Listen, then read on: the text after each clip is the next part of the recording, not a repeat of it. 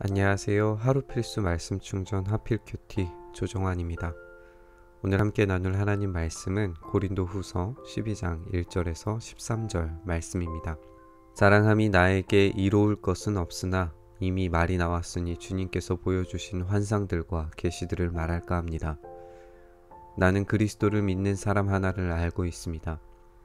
그는 14년 전에 셋째 하늘에까지 이끌려 올라갔습니다. 그때에 그가 몸 안에 있었는지 몸 밖에 있었는지 나는 알지 못하지만 하나님께서는 아십니다. 나는 이 사람을 압니다.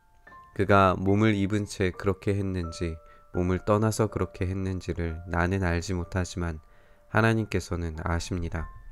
이 사람이 낙원에 이끌려 올라가서 말로 표현할 수도 없고 사람이 말해서도 안 되는 말씀을 들었습니다. 나는 사람을 자랑하려고 합니다. 그러나 나 자신을 두고서는 내 약점밖에는 자랑하지 않겠습니다. 내가 자랑하려 하더라도 진실을 말할 터이므로 어리석은 사람이 되지는 않을 것입니다. 그러나 자랑은 삼가겠습니다. 그것은 사람들이 내게서 보거나 들은 것 이상으로 나를 평가하지 않게 하려는 것입니다. 내가 받은 엄청난 계시들 때문에 사람들이 나를 과대평가할지도 모릅니다.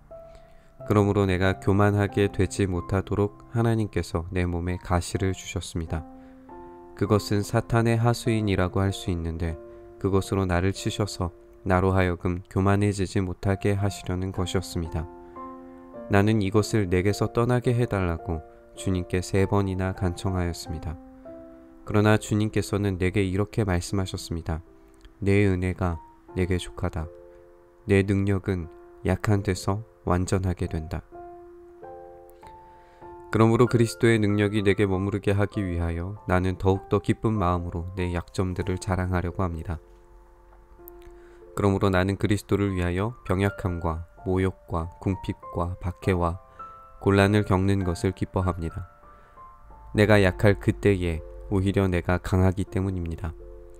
나는 어리석은 사람이 되어버렸습니다. 여러분이 나를 억지로 그렇게 만들었습니다. 그러나 여러분은 나를 인정해 주었어야 마땅합니다.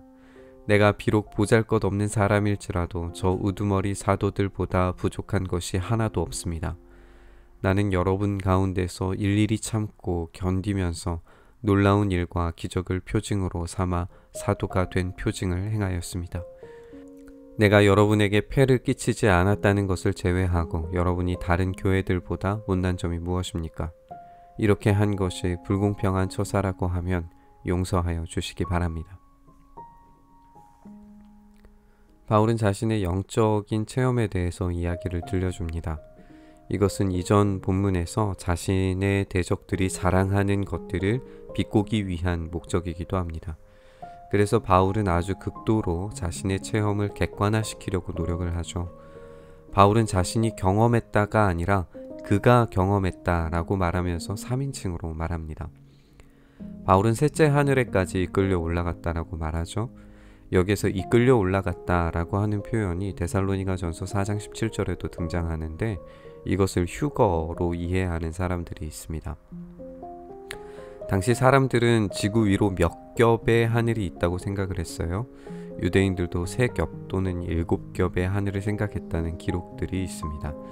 아무튼 바울은 자신이 최상층으로 이끌려 올라갔다라고 하는 표현, 낙원에 이끌려 올라가서 라고 이야기를 하죠. 말로 표현할 수도 없고 사람이 말해서도 안 되는 말씀을 들었다라고 말합니다. 그런데 이 경험이 몸을 떠나서 그렇게 했는지 몸 안에 있었는지 확신할 수 없다 이렇게 이야기를 하는데 당시의 영적인 경험은 몸 밖에서 순수한 영이 경험해야 하는 것이라고 생각했던 것에 반해서 바울은 육체적으로 실제 경험했을 가능성을 부인하지 않는 것을 보게 됩니다. 그러니까 바울은 영적인 것만을 강조하지 않아요. 오히려 놀라운 낙원은 모든 감각이 살아있는 실제적인 경험이었습니다. 이런 영적 체험의 이야기는 대적자들에게 허를 찌르는 대단한 이야기입니다. 그들은 영적인 체험을 자랑했고 그것으로 고린도 교회를 속였습니다. 하지만 바울은 이 놀라운 경험을 했음에도 불구하고 이것들을 자랑하려고 하지 않습니다. 오히려 곧바로 다시 자신의 약한 것들을 자랑하려고 합니다. 바울은 자신이 이런 경험 때문에 교만해질까봐 하나님께서 사탄의 사자를 주셨다라고 말합니다. 사탄의 사자, 곧 이 가시가 무엇이냐라고 하는 굉장히 다양한 또 여러 가지 학설들이 있어요. 문자적으로 해석을 했을 때 이게 고대 라틴어 번역에서는 이것을 음욕을 뜻하는 단어로 바꾸어서 이제 썼기 때문에 이 바울의 가시가 음욕이었을 거다라고 하는 생각을 가진 사람도 있고요. 그리고 바울을 대적한 이방인 대적자, 뭐 구약 성경에 보면 이방인 대적자들 가시로 표현하기 때문에 이 이방인 대적자였을 것이다 라고 이야기를 하기도 하고요. 또 실제적으로 어떤 가시와 같은 폭력들이 있었을 것이다. 유대인들의 폭력, 가시라고 하는 게 이제 또 때리다와 늘 항상 붙어 다니는 표현이었대요. 그래서 이 폭력이 그 유대인들로부터 오는, 우리가 이전 본문들에서 함께 봤던 것처럼 그런 실제적인 폭력이었을 것이다, 이렇게 생각을 하는 사람도 있어요. 또 어떤 신약적인 그 바울의 표현들을 생각을 해보면 바울은 이 간질을 알았을 거라고 추정이 되기도 하는데 이 간질이었다라고 하는 이런 설도 있고요. 그리고 신경쇠약이었을 것이다. 또 약한 시력을 가졌다. 약한 시력은 굉장히 다양한 부분에서도 우리가 확인하게 되는데 이 바울이 약한 시력을 가졌다, 이런 추측이 가능하기도 하고요. 그리고 또 다양한 여행지를 다녔기 때문에 뭐 말라리아라든지 또 다양한 질병들을 가졌을 거라고 쉽게 추측을 해볼 수 있어요. 그래서 이런 질병들과 어려움들이 가시였을 것이다 우리가 생각할 수 있는데, 이게 정확히 무엇을 지칭하는 것인지 우리가 알 수는 없어도 이것들 중에 무엇 한 가지는 있었을 거예요. 그러니까 이 모든 문제들을 하나같이 짊어지고 다녔을 이 바울의 모습을 생각해 본다면 이 가시라고 하는 존재가 결코 쉬운, 결코 뭐 그냥 무시하고 지나갈 수 있는 그런 수준의 것은 아니었다는 것이 분명합니다. 바울은 이것이 사라지게 해달라고 3번 동안이나 간절히 간청하지만 하나님은 이것에 대한 응답을 거절하시죠. 내 은혜가 너에게 족하다. 여기서 족하다, 또 충분하다, 또 이어지는 온전하다라고 하는 단어가 현재형으로 쓰여 있어서 지금 가시가 있는 이 상태를 지속하고 있지만 계속해서 은혜가 충분하게 채워지고 있고 또 온전하게 만들어지고 있다라고 하는 이런 의미를 갖습니다.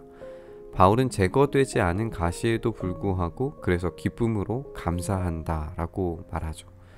그 자체로 충분한 은혜, 넘치는 은혜, 온전해지는 은혜를 누리고 있기 때문입니다. 바울은 약한 것들과 능욕과 궁핍과 박해와 곤고를 오히려 기뻐합니다.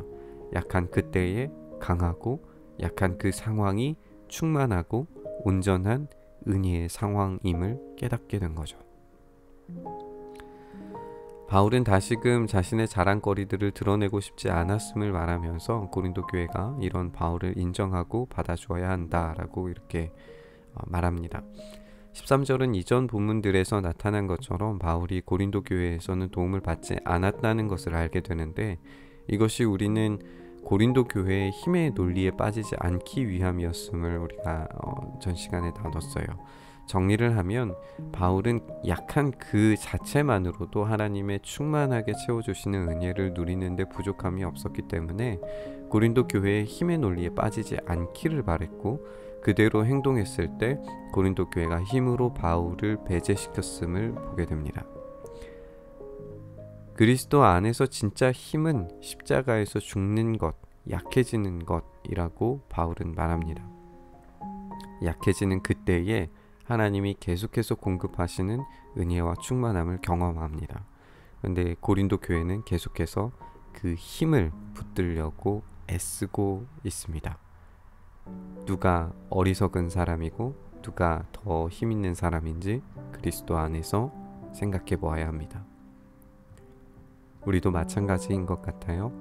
십자가에서 얻는 진짜 힘, 약해질 때 우리를 완전하게 하시고 충만하게 하시고 강하게 해주시는 그 힘을 우리가 온전히 의지했으면 좋겠습니다. 주님, 우리가 힘의 논리에 빠지지 않고 오로지 십자가의 논리에 우리의 삶을 들여서 우리의 약해지는 그때에 우리가 가장 강해지는 그 놀라운 은혜의 순간들을 채워주심을, 강하게 하심을 경험하도록 은혜에 더하여 주시옵소서. 그렇게 우리가 오늘도 약해지는 자리에서 강하게 하시는 하나님을 붙들기를 소망하며 우리 주님 예수 그리스도의 이름으로 기도드리옵나이다. 아멘. 부딪힌 말씀을 가지고 기도의 자리로 함께 나아가시죠.